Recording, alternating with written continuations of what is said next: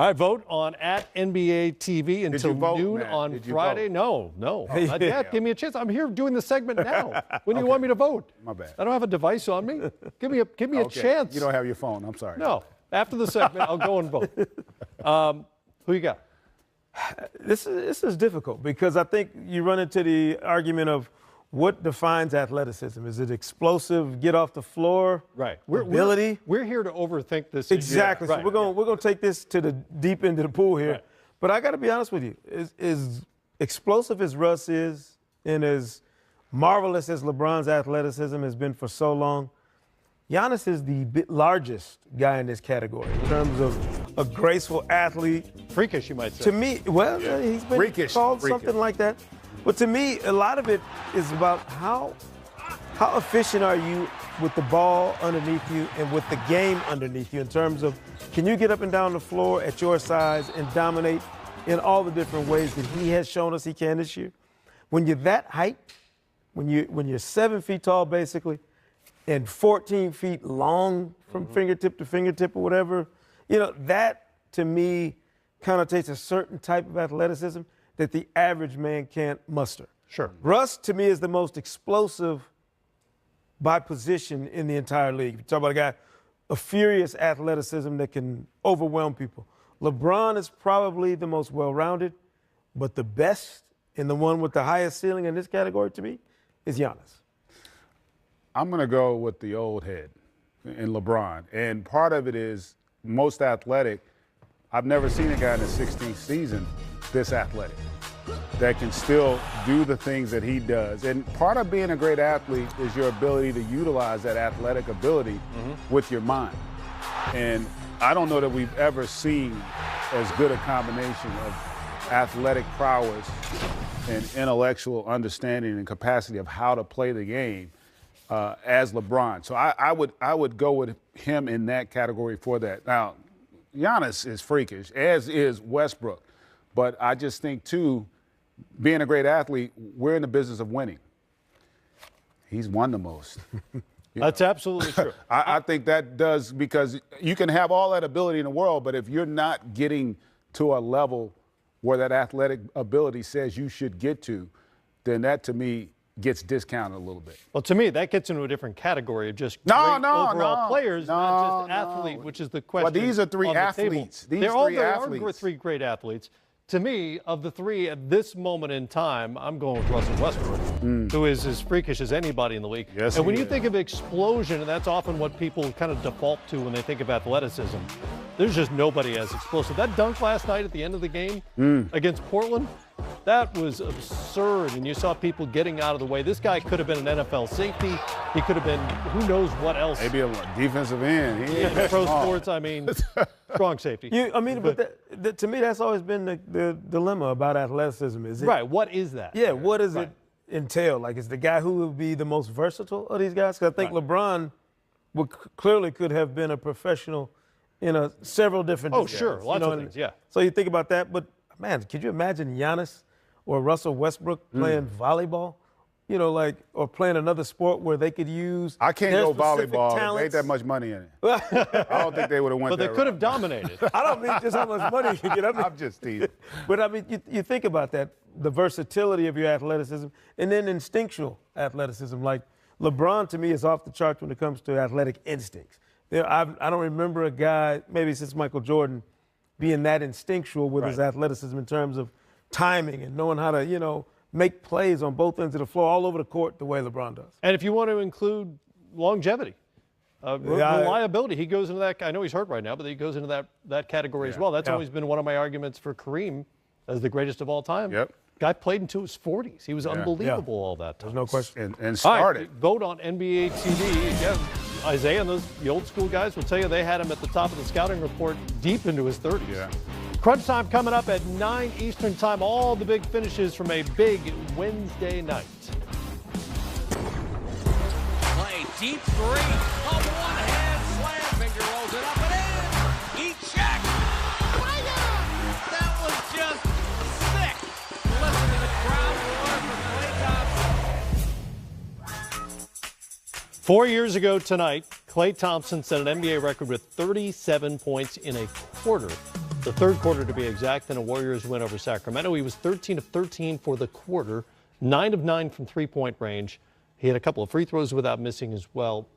Perfect quarter for Klay Thompson, who only had 52 that night and asked out of the game with like 9 minutes left because they were up by 30. So that made us wonder, who are the greatest streak shooters of all time? Thompson's got to be on that list, but for you guys, who are the greatest streak shooters you've seen? Man, that's a great question. A guy that automatically comes to mind for me is Gilbert Arenas. He had some moments where he would light it up, and I mean, he would go at the other best players in the league. I mean, I'll never forget he and Kobe, you know, him taking that challenge to fill it up in Kobe's face one night. But Arenas was, to me, ahead of his time, GA, when you think about a volume three-point shooter before the volume shooting three-point era. He got labeled a gunner, but he was an awesome scorer and an unbelievable streak shooter, guy that could get hot and absolutely blow the roof off the building. Agent Zero. Agent Zero. Oh, gosh, I miss some of his crazy exploits. It was good stuff. There was a lot of crazy there. It was fun for the most part. And really, it's hard to say who's the greatest because all those guys. Sure. I mean, we had some other guys that we were talking about. Ricky Pierce, Dale Ellis. These are guys that were just lights-out shooters. The Rifleman, Chuck Person. But for me, one of the guys that stood out for me personally was Mahmoud Rauf.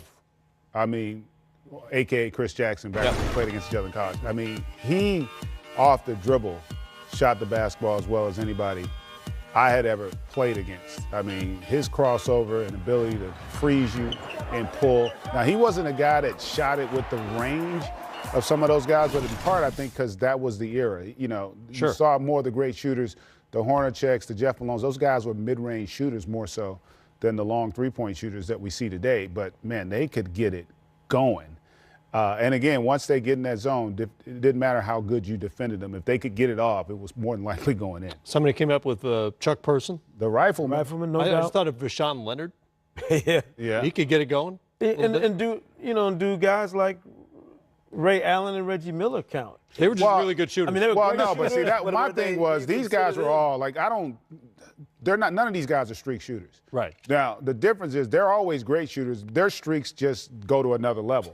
I mean, it's not fair to call them streak. They were great shooters. I think there's no doubt about it. But you know what? Yeah, it is. Like, because you always say, oh, he's streaky. Well, that means he's inconsistent. No, these guys were, just like Klay is not an inconsistent shooter. Right. He just has those stretches where he does, like what he did. We'd never seen anybody make 10 consecutive threes in an actual game. Right.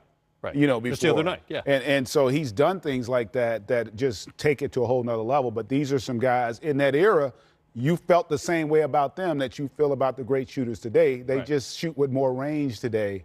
And I think they shoot it in different ways that you didn't get back in those eras. And again, all great shooters, though.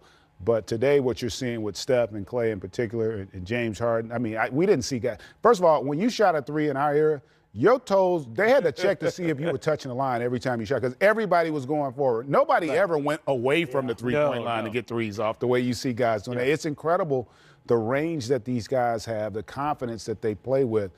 I'd never seen it. Steph Curry and Klay, for me, where they shoot shots from, where they shoot from. I remember one time, when Steph hit those shots against OKC a couple seasons ago? Pull up. We did a demonstration here on the floor, and we put the marks down where he shot those shots. And I remember standing on one of them.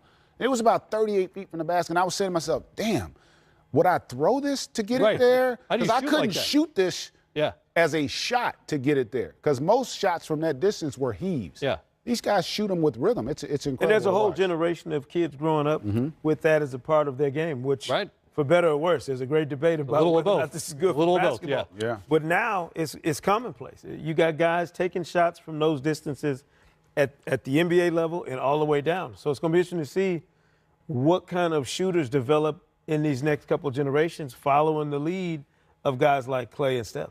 You know, the indigenous people in Alaska have 1,000 different words for snow, I think it is. There should be like at least 100 different words for Klay Thompson hot. Like different varieties of Klay Thompson. Whatever it is, he needs his own emoji. That's what it is. All right, more to get to here. Checking in on the Pacers. Shaquille O'Neal was an unstoppable force in the NBA the moment he stepped onto the court. Not only was he named an All-Star as a rookie, but selected as a starter as well. Ro Parrish revisits Shaq's first All-Star appearance back in 1993 in this episode of Storytime with Shaq.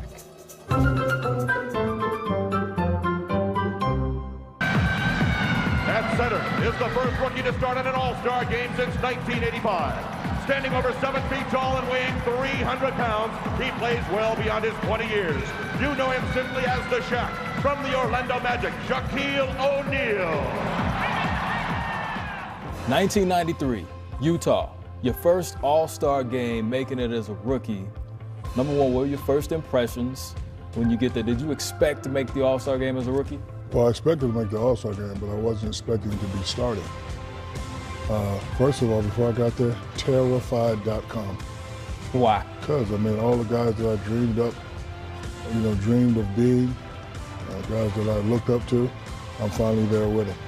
There was one moment at the All-Star game that kind of made me relax a little bit. We were doing the team picture, and the guy puts his hand on my shoulders, and I looked down, some big hands. I'm like, who is this? And I looked up, and it was the great Michael Jordan. And he said, I'm proud of you, big fella. You're going to be a great player. So once he said that, the steam just like, but after that, I kind of learned how to be an all-star performer because it's different. And, it's kind of similar to my thought process of putting on the show for the fans. But at an all-star game, you got to do extra. Come down, cross people up, dribble between the legs, better slam dunks, maybe shoot a three. So after that, I became sort of an all-star expert. So looking back at all those players that you spoke about that you were in awe of, you had that Michael Jordan moment, but talk about Pippen, Isaiah, Malone, Stockton, Barkley, Robinson.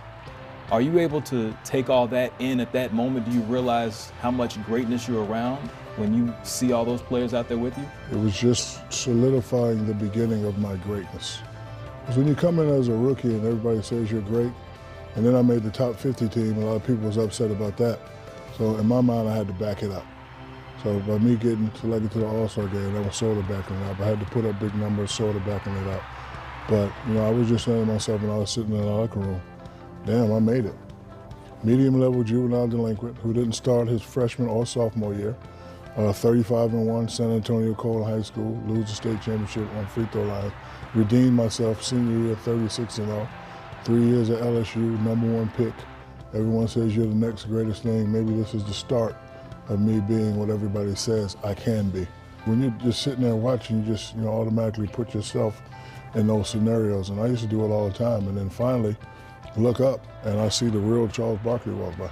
I see the real John Stockton, the real Karl Malone, the guy who I grew up watching, the Admiral, David Robinson, Pat Riley with his $6,000 suit and his silky tie and the beautiful hair. Like I'm sitting next to all these people. So maybe what everybody is saying that this young kid will be a great player, maybe it's true.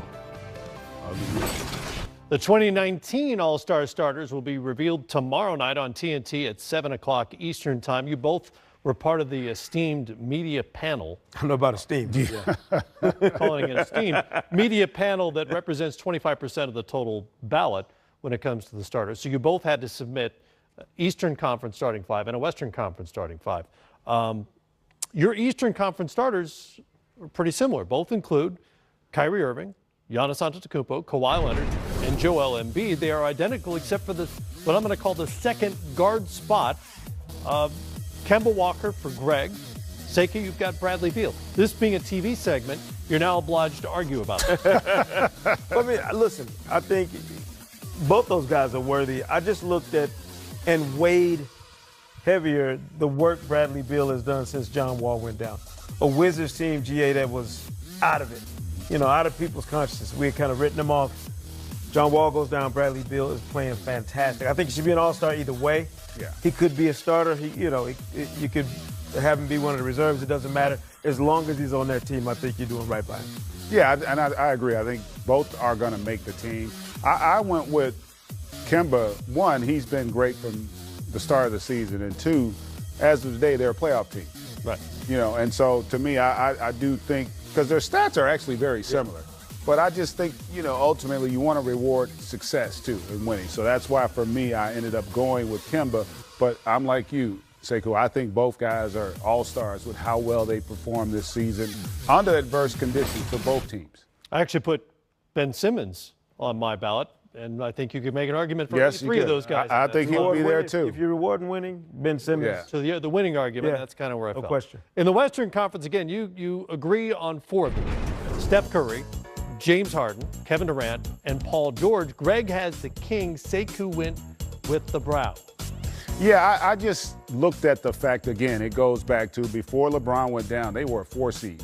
With that same team, in essence, that we saw from a season ago, and his numbers had been off the charts again. And in Anthony Davis, as much as I love him, again, he's going to be an all-star. I just thought overall the fact that the team success just hasn't been there. That was the one area where I had an issue. And the interesting thing for me, the guy that probably is more deserving based on team success is Jokic. Yeah. Because Jokic has been incredible this year. So, again, he's definitely going to be on the team. For sure.